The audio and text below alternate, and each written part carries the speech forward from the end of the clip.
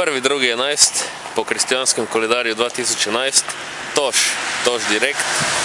Tokratna tema: varujmo morje. Lokacija Koper, mestna občina Koper, pričetek mestne občine in kraja z strani oziroma s strani Izole.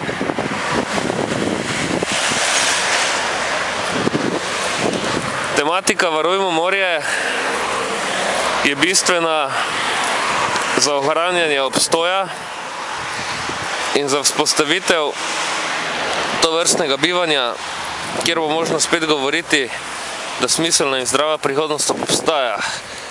Človeštvo se nahaja v neki fazi, kjer je polno pesimizma, polno slabe volje in polno črnogledosti, kaj se tiče prihodnosti. Dejansko se dogaja to, da s preveliko hitrostjo in preveliko vnemo človeštvo uničuje naravo, torej okolje, v katerem biva. Temu botruje dejstvo, po katerem oziroma doktrina ali rečemo temu filozofija, katera človeka postavlja v vlogo, kakor da ni aktivni del narave, ampak naravo nadvladuje. Torej, človek si prisvaja pravico imeti se za tako imenovanega stvarnika in naravo uničevati ter spreminjati po svoje. Drugo pa je, gre za premalo poznavanje fenomenov bivanja nasploh, zato kakovostnega bivanja s tovrstnim znanjem ni možno dolgoročno zagotoviti in ohranjati, ter seveda tudi ustvarjati. Treba se bo ustrezno izobraževati, treba bo vzpostaviti ustrezno snažnost in treba bo vzpostaviti tovrstno filozofijo in tudi tvorjenje bivanja, torej rečemo temu takole, tovrstno miselnost in dejavnost, ki bo zdravo okolje ohranjala. V tej fazi ga bo morala tudi ustvariti nazaj, torej treba bo očistiti tisto, kar je onesnaženo, in treba je dojeti, čemu sploh bivanje služi oziroma kaj sploh bivanje je. Vsakdo, torej vsak in vsaka se mora pri sebi vprašati, zakaj sploh bivam. In tudi če odgovora na to vprašanje ni takoj, ga je treba poiskati. Toliko o filozofiji, sedaj pa še nekaj o pomembnosti čistosti morja. Sam že nekaj let aktivno raziskujem fenomen morja in pomen morja, kajti učili smo se, da je prvo živo bitje prišlo iz tako imenovane prajuhe, torej poenostavljeno, tako da široki spekter občestva to dojame. Morje je vir življenja in če se ubija morje, se v bistvu ruši temelj bivanja.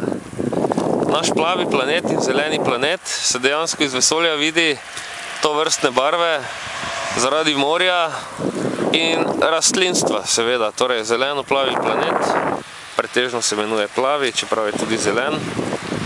Tistega, kar pa je rjave in drugačne barve, pa se iz velike dolžine ne da videti. Torej, izrazil se bom v tem direktu takole. Tisto, kar je vidno od najdlje, je na planetu najbolj pomembno. In to je voda. Zakaj voda? Voda sestavlja tudi do 70% živih bitij, zato je zdravje, zdrava miselnost neposredno povezana z vodo. Torej, če je voda v telesu čista, je telo zdravo, ko je telo zdravo, je zdrav. Če voda v telesu ni čista, je telo bolano, tudi ima težave ohranjati svoje zdravje oziroma v nekaterih primerih pade v bolestnost. No, kot rečeno, sam se s fenomenom morja ukvarjam že nekaj let in leta 9 oziroma 8, po kristjanskem koledarju 2008, sem na otokih Pašman in Ugljan naredil eksperiment in sicer sem v vodo na določenih izbranih lokacijah namestil antiepileptik Depakin-krono, da sem opazoval, kaj se zgodi, če se sfera oziroma rečemo temu biološko okolje, fauna in flora kontaminira seveda v dopustni meri, ni šlo za hiperonesnaženje, ampak denimo, da se obremeni z neko snovjo, substanco, ki zavira delovanje uma. In moji izsledki so pokazali, da je vse skupaj en mozaik, da si lahko to predstavljamo takole, ker je morje elektrolit in če denimo namestim električno povezavo v morje na tem mestu, vpliva v bistvu na povsem vse molekule, ki se v morju nahajajo in na povsem vse atome, torej tudi atomske vezi. Da ne bom preveč zakompliciral. Psiholog in psihiater Jung je dostikrat govoril o kolektivnem nezavednem. Torej, dojeti je treba, da ta sfera kolektivnega nezavednega, da to ni nekaj, kar si ne znamo razložiti, da to ni nekaj abstraktnega, da to ni nekaj, česar ne moremo dojeti, oziroma lahko dojame samo nekdo, ki je izobražen, ampak lahko dejansko dojamemo, da je to kolektivno nezavedno tisto, kar je dosegljivo vsem.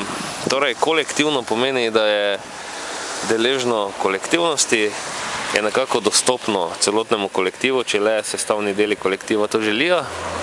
Nezavedno pa je pač, da se ne zavedamo povsem, kakšna je funkcija in namen in tudi učinek. In da sedaj ne bom zašel preveč v filozofijo, želim povedati tole.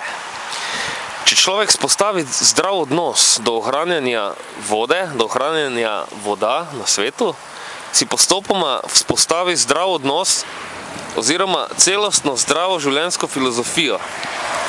In sporočilo tokratnega direkta je, da ko se doseže stopnja, da je treba ohranjati čistost in zdravje morja, se doseže stopnja, da je treba živeti zdravo, misliti zdravo, ustvarjati zdravo in nasploh v bistvu ustvarjati zdravo sfero, se pravi, še enkrat ponovim, na eni strani se misli, na drugi se dela, da se ustvari z zavedanjem, kaj je treba ohranjati zdravo, se ohrani zdrava celota. Torej, ko se dojame, da je treba pri življenju in pri zdravju, se pravi čistosti, ohranjati vir, od koder življenje izhaja, takrat se ta zdrava filozofija prenese na vse segmente bivanja in ekološka miselnost je potem preprosto dosegljiva in dosegljivo je tudi zavedanje, kaj bivanje je.